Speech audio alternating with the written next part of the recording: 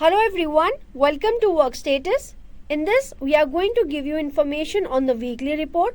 Click on the side navigation bar reports, under that weekly.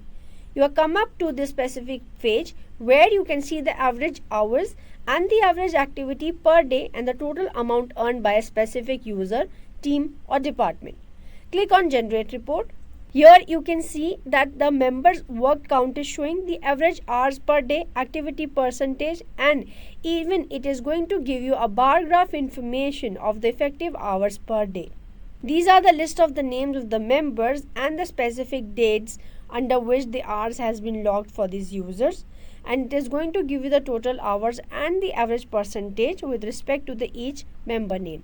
You can have the data filter via the date range here. You can have the data filter again with the filter as per the project on the total hours and average percentage. You can send the report to a specific email address. You can have that scheduled at a specific time, and you can even download the report in the PDF and the CSV format. This was about the weekly reports. Thank you.